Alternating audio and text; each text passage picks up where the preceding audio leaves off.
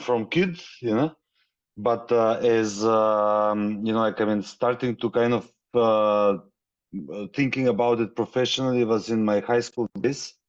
I became part of a film workshop community. Like 90% of those guys are now active filmmakers from my generation. Very interesting. And so I went to study cinema in Paris, France, where I lived for 17 years. So I was doing movies. Like I started really young. Like my first movie was 45 minutes, like budget of 10 euros or something. For next one, it was 50 minutes, probably about 20 to 30 euros. So budget started going up. East European budget. Yeah. And so I started learning officially in a film school, and also since kid I really loved comics. I think that reading comics kind of got me into animation because it's like I guess the closest media to movies, from between literature and movies. And so yeah, my first animation, short animation was a horror movie, and I didn't believe it's gonna happen. Like there is this at the time it was called a film fund of Macedonia. It was like I applied with two movies, and one of them was animation horror. It was called The True Story of Hansel and Gretel. Of course, there was a long film after that, but this was a little bit before. This was 2010. And why it was accepted by the commission? I think because there was a 30 years gap. There was in the country there was no animation movie for 30 years. Like the last one was like 2000, 1980 or something like that, so like I was, wow, okay, my film passed, so then the problem was that I couldn't find the animators.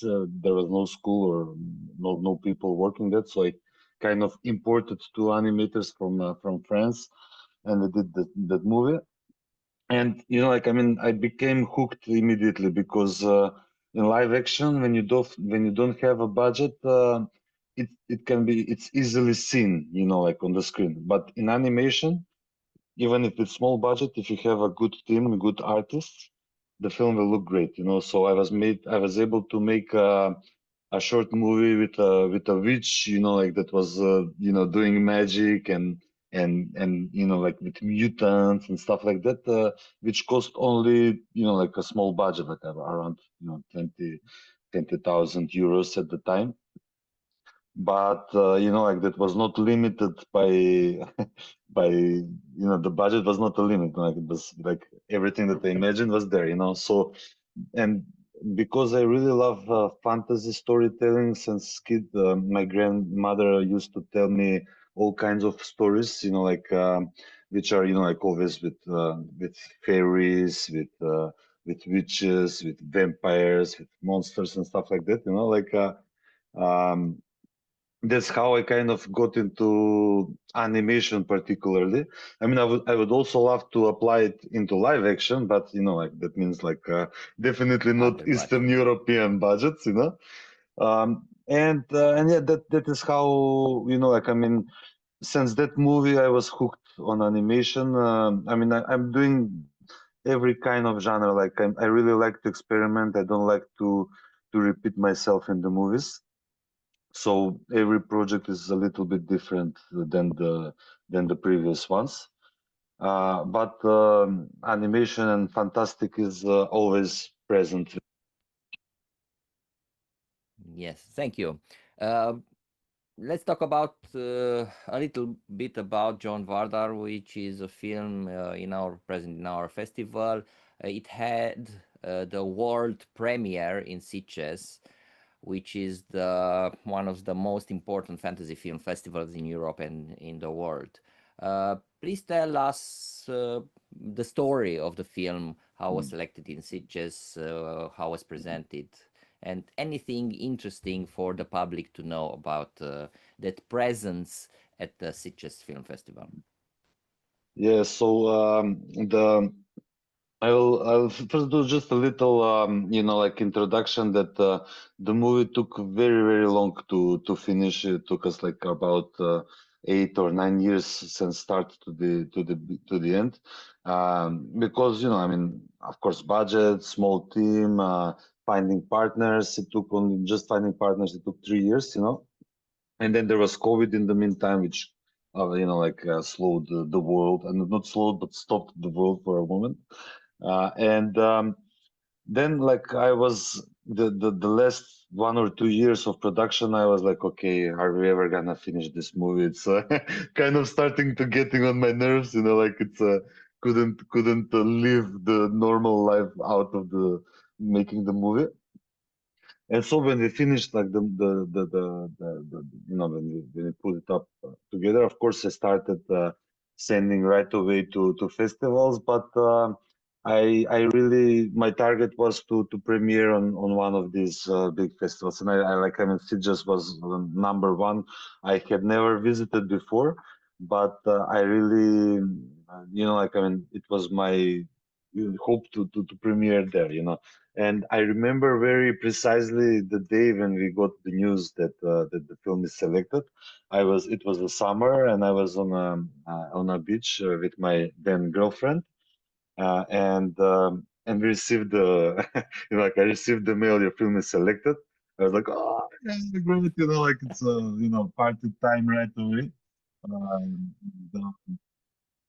and in the same day, we received another festival from Sao Paulo in Brazil. So it was like really one of the happiest days in my life. That like I mean, after working so much on something, the recognition comes. Like and two from two big festivals in one same day. So yeah, I was like I mean that was how to say like one dream come true. Like you check the point. Okay, film is done, premiere in Sitges. Then a little bit like 1 or 2 days later, I read the mail until the end. That it was not in the official competition. It was in family section, like it was out of competition. So it a little bit, like I mean, it was, like I contacted them and I asked them if, it's world premiere, is it possible to be in the competition, but it was not possible because it was very small amount of films, and the program was already there, like, and but anyway, like so, we said okay, no problem, Sitges is Sitges, and Yes. yeah, and it was like I mean when I went there, it was my first time to be there. I mean I had previously with a short film, like I don't know, some 10 years ago or even more. I was there in the Brigadoon section. It was like when I was still a student. I think it was around 2004, so not 10 years ago. And but now this time I went there. I went with my in the meantime my girlfriend became my fiance, so she was always present with me in the Sitges story. And we loved the city, we loved the festival. Like it was how to say, it became not only because of the premiere but because of the ambience that I felt there. Like I saw that everybody coming there, people from entire Spain, from the entire world, that were coming not just to show that they are there, but to go and see the movies. So there was like really love for the genre, for the fantastic, for the sci-fi, for the horror, and you can feel it all around it. It's like the entire city in these days is living for the festival, like and for me it was, I don't know, it was magical. Like I felt at home when I went there. Like it's It's very rare. Like usually, I have to go more times to love some festival that much. But it just became like one of my top three festivals in the world just from one being, from one time being there. And yeah, so I mean, the screening was, like all that you can imagine as a author, like it was not in a classical cinema. They had couple of cinemas in renovation, so they had to, because the programming is enormous, and it's just like you cannot see. You need clones if you want to see everything. Yes, yes, Uh, yeah. but so the program was not in a cinema, it was in some cultural center that was adapted for the festival. And it was very nice. So there was like exhibition rooms with like with big sculptures from the fantastic lore. Like there was Frankenstein, there was like Fritz Lang, Megalopolis, like a big robot woman there. So like you go and it's nice, and so this was like this one big room when it was full. Like there were 2 or 3 screenings, I think, and all of them were full. And I don't know how you call the seats, poof, we call them, like when it's like when you sit and it adapts to you, it's like a Yes, bag. Yeah. yes, yes, yes. So there, it was full with parents and kids, and I went to talk to them. I Spanish, like I learned a couple of phrases, like hola, something like that. I told them that it's the world premiere, that they're gonna be the first people in the world to see the movie, and yes, so it's after the movie, the screening, like they were all clapping and yelling, John Varder, John Varder, So this was the, how to say, I mean, because you don't know how people will react, like, I mean, you want them to like, but it's a comedy, so if they are not laughing, then you already see. But people during the film were laughing, and the kids and the parents, and at the end, like there was so good ambience, like so, clapping and like, so that's really, like the best that one director could hope for on the first screening of the movie. So yeah, I mean, Sitges was say an adventure. I hope.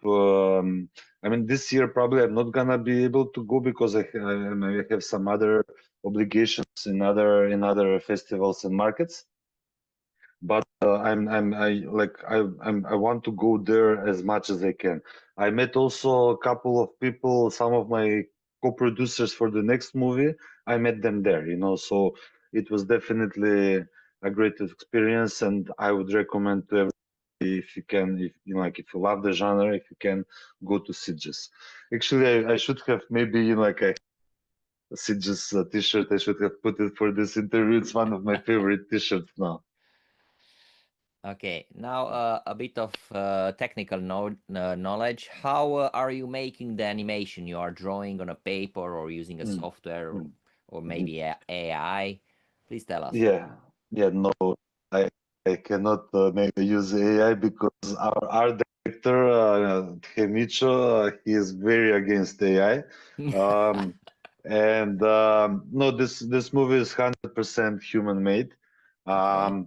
We are using a big number of techniques, like so. Me personally, I don't draw, like I write and I direct. Okay. I do a little bit of clicking. I mean, I know the post-production stuff and stuff like that, but I'm not an animator myself, which is, if you want to direct animation movies, it's not recommendable, but like you can survive, and so how we do, like we hand drawing department, which was I mean, I wanted, if it was possible, probably we would have had hand drawn animation. That's my dream, maybe for some other project. But in this movie, not able, but we were, how to say, we had to combine because, you know, budget and people resources and everything. So, you know, like, except for stop motion, almost every other technique of animation is there. Um, so the most of the animators are animating on digital tablets. Okay. You know, so hand-drawn. Yes. We use two softwares for that, Toon Boom and Moho. Both are excellent. I mean, they have, you know, their pros and cons, but depending what to do, I mean, the technical part is really not very interesting because it's very slow. Like one animator works for 1 week, and you have like 2, 3, 4 of them, you know. So it's like it's, you know, like it goes million. Like, it's only after some while that you can see the progress. So that part is, you know, then, I mean, so it's really, you know, like, I mean, um, the technical part now is, I mean, during the production we're using a lot Blender for everything was 3D. Like, we saw how the software, you know, evaluated. Like, when we started, we were thinking, okay, we should use this software because it's free, and because it's, you know, like, it's evaluating very in a good manner, you know. But like, in, I don't know, like, in 9 years, you see how this, like, it was a baby, and now it's a giant, you know, like, Yes. it's a, and I think it's only gonna get better and better. I mean, the technology is moving in a way to help to small people, to small teams. I mean, who don't have a big budget. I mean, you can see it in Flow. You know, like, I mean, Flow Yes. was Yes. with a small budget. They did crazy, like, the yeah. So I think that, you know, like, we kind of saw the, how, like, 3D and 2D, the technologies, they were very far apart when we started, you know.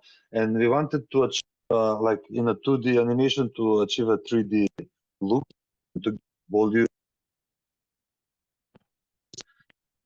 or shaded more, you know, like, a little bit of 3D, but to keep the 2D magic, you know. And then, like, now it's kind of, a standard after Sony's Spider-Man, which was promote various artistic textures in the same movie. Like, now you see how the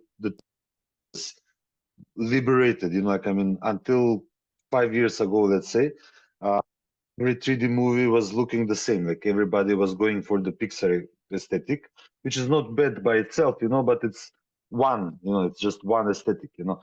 But now, like, the border between 2D and 3D is not that, like, it's, you know, like, it's become one. Like, you cannot really.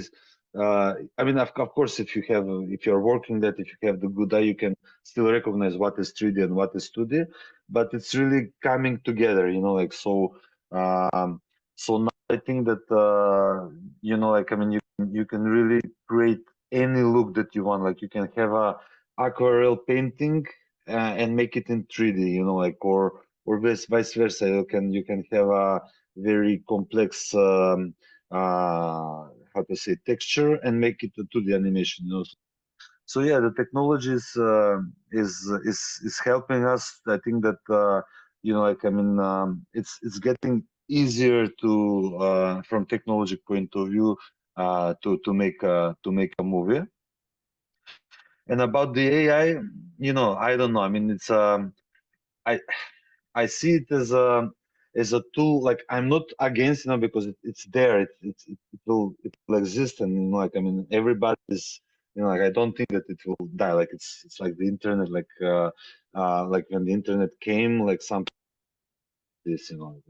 But it it's just one thing, one new thing that comes, kind of, you know, it finds its place, you know. So for me, like how I see in the ideal way, like we are not using AI now at all, you know, like and still like how the AI is working now, we think that, you know, it needs to be like the ethical part, the legal part has to be, you know, legally not implemented, but determined, Sorted you know, to, out.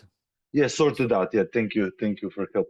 Yeah, so like we think that it needs to be, you know, like so it needs to advance a little bit in the minds and in the society before, you know, but for me, like in ideally, if it's something like that that could help us in making of the movies, I don't see it as a help from the creative side. Like I see it really as help from the technical side. Like there is all these slow and technical, boring processes in animation that like one person Yes. has to click 1,000 times to make one. You know, if we can have somehow the AI, you know, like to cover the technical, slow and boring process because it is boring. Like I mean, if you don't love animation, you cannot make animation. Okay. Throughout the years, we had I don't know, probably hundreds of people who are circulating through the studio who would come to see if they like animation or not. And Hmm. usually, I mean, the people who don't like, after 1 2 weeks, they say, okay, no, this is not for me. Like Okay. and it's okay, you know. I mean, of course, Yes. everybody with their own, you know. But the thing is that it's so slow. It's so, in a way, painfully slow. Like it's not physically painful, but it's you know, like you really have to have patience. And it's because this is, you know, like there's a lot of things to take care of, you know. So if in my mind, if AI can help accelerate these technical processes, then yeah, why not, you know, like I mean, but I will always my first how to say, my first go-to is to talk to the people, you know, like I mean, I love when we have some problem, whether it's technical or artistical, like we go with the studio and we talk and we find you know, and that's something that you cannot replace with anything, like the human touch, the human connection. Like one thing that we noticed during the COVID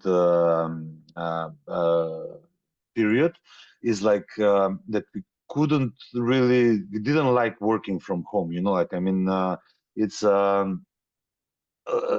mean, many of the artists are introverted, you know, but in our studio, we kind of feel good because it's a small studio. Like it's not like hundreds of people. It's like between 10 and 20, you know, like it's and um and we feel good with each other, and we were everybody while we were working from home during the COVID phase, like we were after like couple of months we were okay, when is this gonna end? Let's we want to gather and continue working together, you know. And it was visible on the it was visible in the minds of the people. It was visible in the work, you know, like so when we reunited again, like it was okay, this is something that, you know, like I mean, it's one thing to work I mean, of course, you know, like I mean, when I write, I want to be alone and home, and you know, like it's, you have the perk of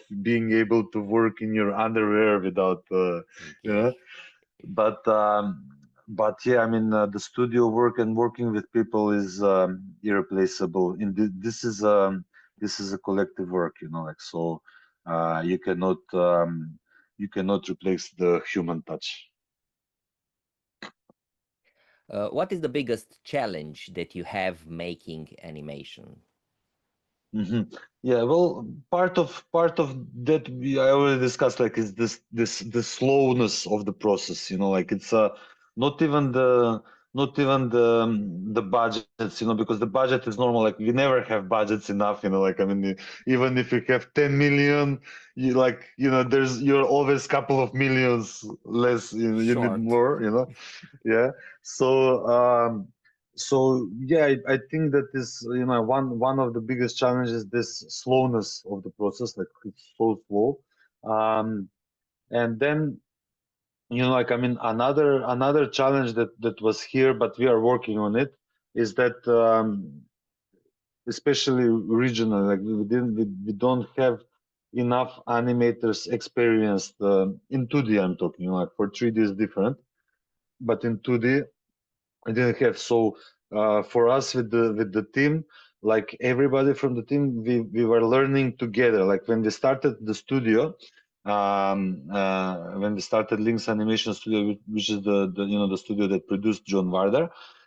The first day of our work was we were the biggest 2D animation studio in the Balkans with 25 people.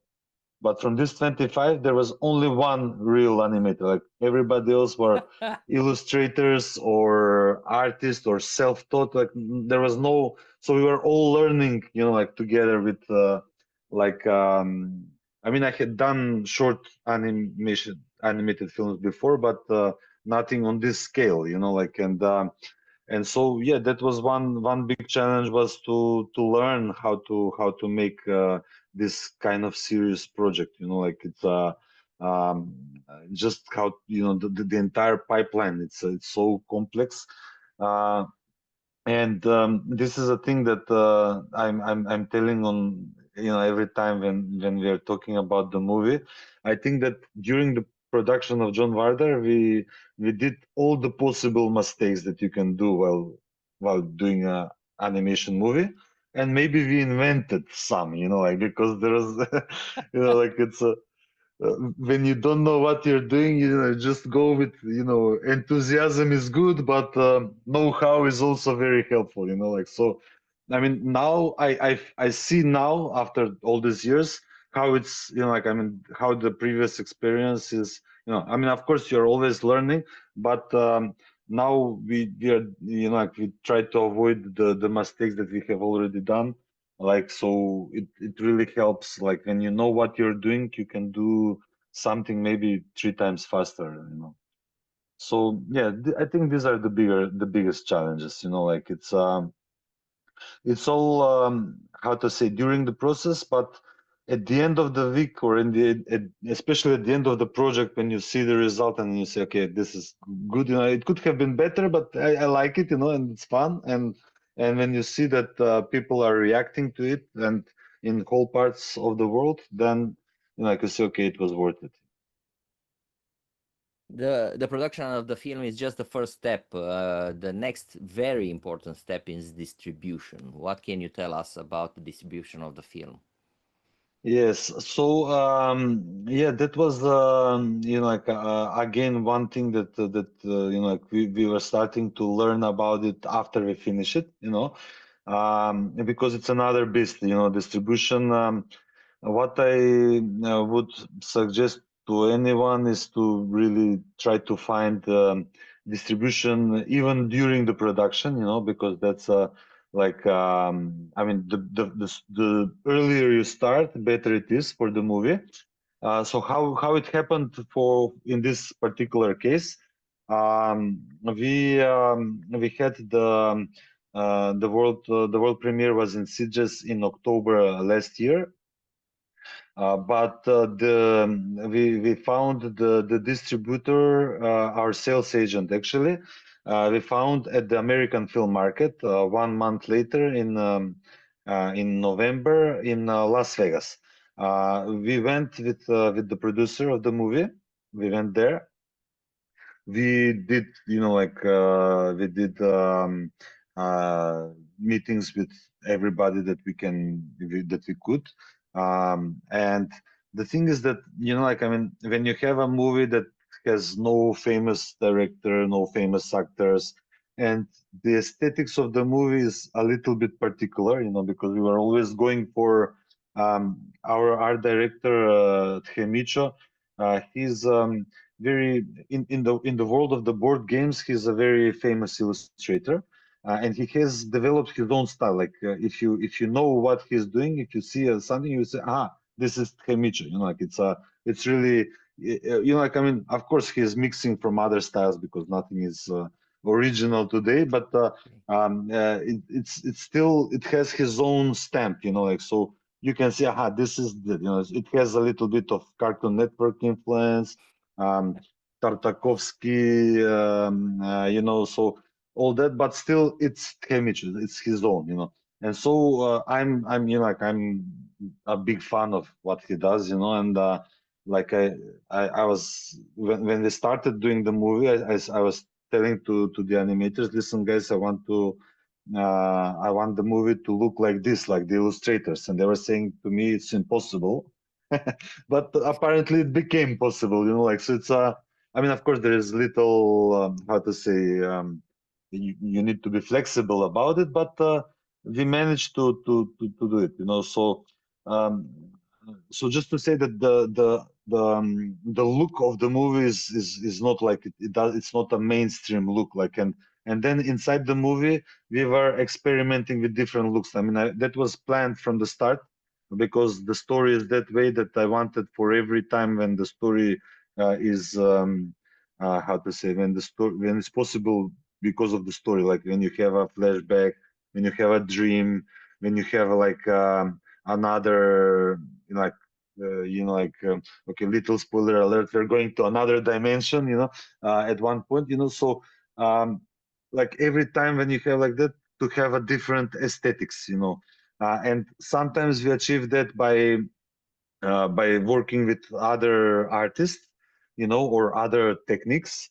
Um, but you know, it's not something that how to say. I mean, of course, they did it in Spider-Man, you know, but that was a you know, like 200 million budget movie, and with the best, some of the best artists in animation today, you know, done, and with you know, enormous marketing budget and all that.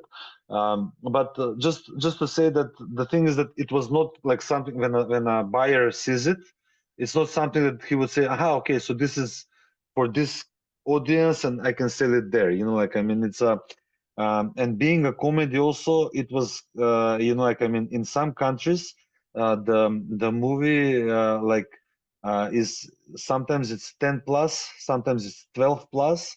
Now we are showing in Germany in a couple of weeks, and I was, you know, it was 15 plus, you know, like, so it's, I mean, Strange. I don't know why, but I guess, you know, every country has its own cultural things, like how to, you know, like, Yes. I mean, and in Macedonia, there were kids from 7 years who saw it, who liked it, you know. Then there were some kids like that. There was like one small girl who on one of the first screenings here in Macedonia, who started crying on one scene, so they had to take her out. But she was small, she was like 4 or 5, so definitely smaller than needs to be for this movie, because it does have a little bit of some scary moments and stuff like that. But I think it's I mean, nothing that you would not see in Tom and Jerry Cartoon or Network or something like that. yeah. I mean, it's something like when we were, you know, like when we were growing up, you see a lot of this in you know, and you know, like, I mean, I'm not going around with a hammer and kicking people, you know. But anyway, just to how to say, just to say like that, they say that okay, it's why it's not for small kids, but anyway, so we had a lot of meetings there, and we had couple of you know, we had a couple of sales agent and distributors interested when they saw the trailer. We had I'm not sure if it was the final trailer. I think it was still like a work in progress trailer that we did for AFM. But what happened is that at the end we signed on. It took us two months to decide with who to go, you know, because you have to watch out to whom you give your Right. baby Yes. to be, you know, in the kindergarten, like to be kept with, you know. So we now we are going with Magic Hair Films from France. The Our sales agent is called Xenia. She, when I mean, it was kind of the human touch is very important, you know. So like uh, when I showed her the trailer, I watched her watching the trailer, you know, like, and she was like, you can see right away that she liked what she's seeing, you know, like, and then she told me, okay, listen, I like this, you know, what can we do? Let's work together. And and the producer was not on that meeting with me. So we said, okay, let's meet again and let's discuss again. So we went to a lunch. All big businesses are usually Yes. in restaurants or something like that. And yeah, I mean, we after talking to her, we were confident that we should go with her, like with her. And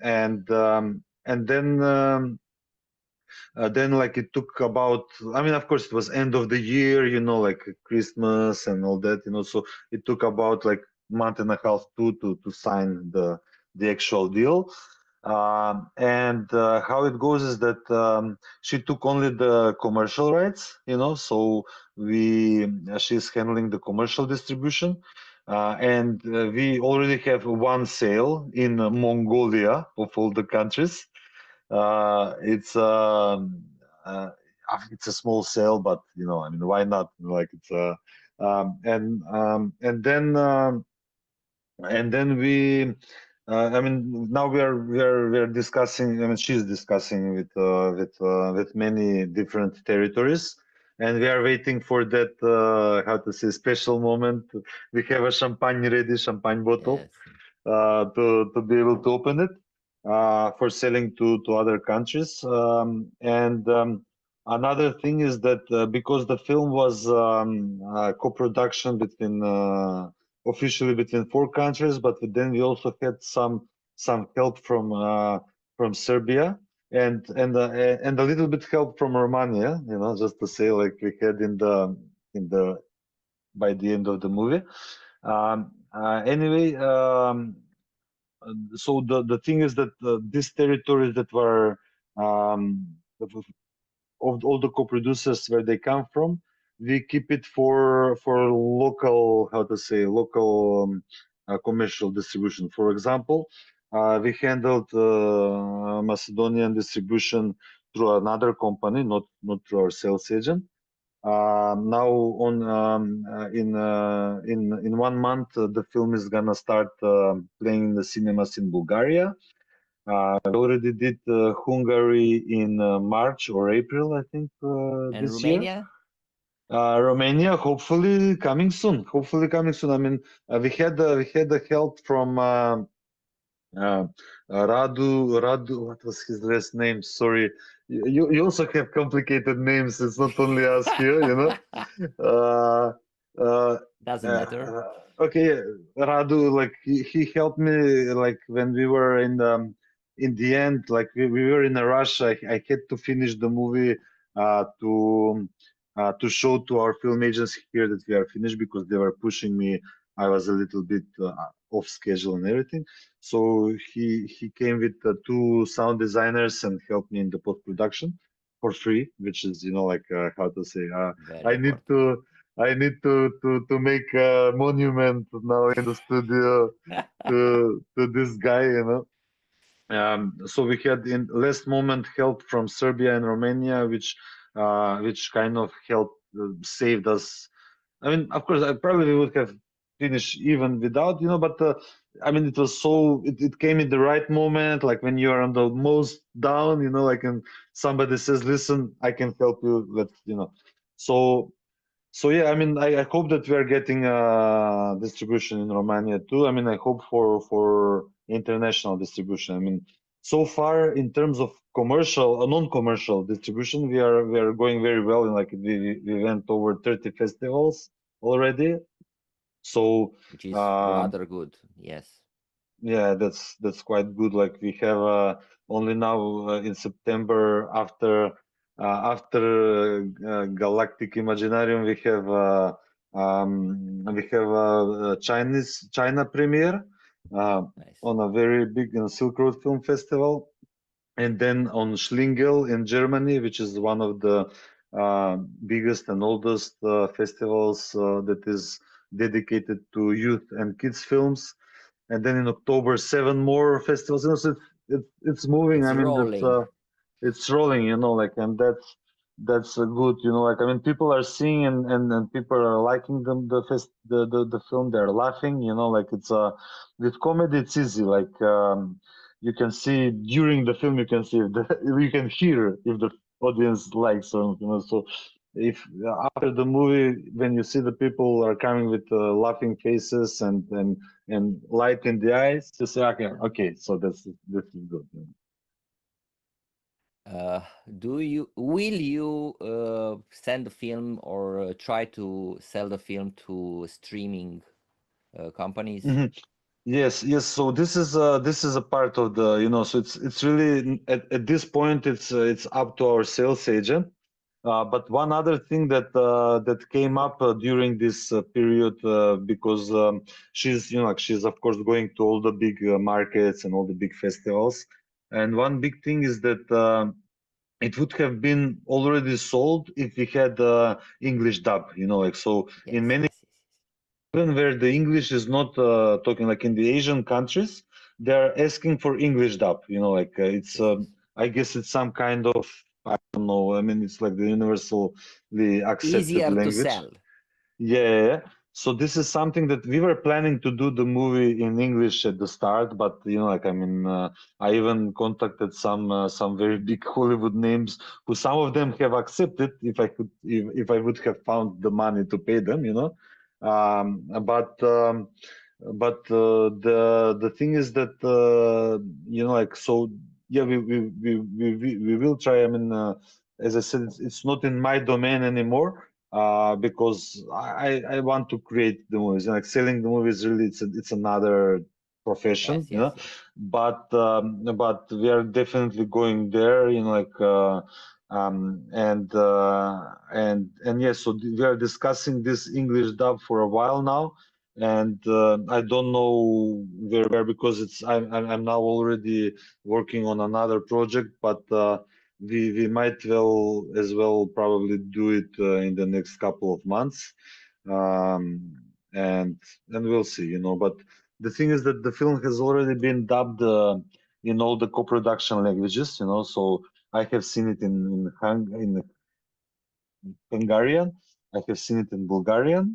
And the Croatian dub is gonna be done soon, and yeah, so I mean, it works, and it's like a new experience when you see it in another language, because it has another melody, let's say, how it's talked, and for me it was interesting to see and to compare, like, I mean, but when the actors are good, it works, like it's really, it's the story, it just flows, like it maybe on live action it's a bit harder to do dubbing, but in in animation it's easier. And yes, so streaming platforms, definitely yes. Like it's like I would even try to get them on for my next project. Because it's kind of, in a way, I think it's easier once you have something behind you to show it, than for the next projects to find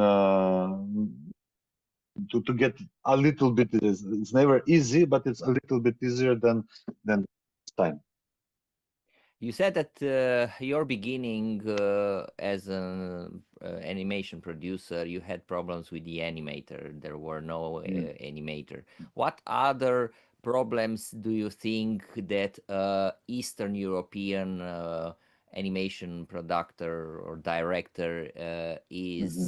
How hard is to be an animator from Eastern Europe? Yeah, so I think, I mean, probably as hard as other places, but like just being an animator, so because it's but then to create animation movie, one big problem that we have here is that like looking for partners for co-producers from other countries. For example, for the prices are not the same. Like it's the prices are not twice; it's even twice in the Western countries. So like let's say that because we have millions. Of course, this was ironical, but like let's say that if we have a 1 million in here in Macedonia or in Romania or in Serbia, it's with that amount of money, and you have the same amount of money in France, like 1 million, then you don't have the same amount of work that you can pay for, So the thing is that if you want to make a co-production with a Western country, who usually have more funds, so that's like there is more funds and more money, but it's also more expensive, so for example, they will get bigger part of the co-production for doing less, but like they have the same amount of money, but their money is more expensive, so that's it's Yes. they're called expensive partners, like it's a so I think that is probably the most, because we are kind of limited in the co-production. If you do with with the regional countries, then you are into small budget,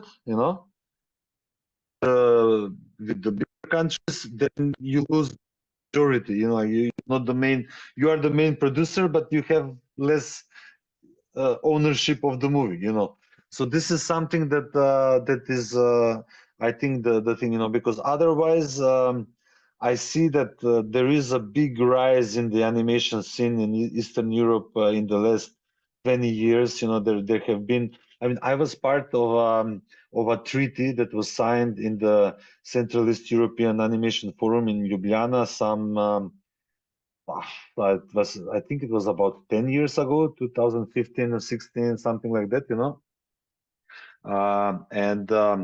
and since this, like, so this was the part, this is when the Central East European Animation Forum became to be, and it entered into the European financing scheme and on all that, so I mean the things are moving, slowly, but they're moving forward.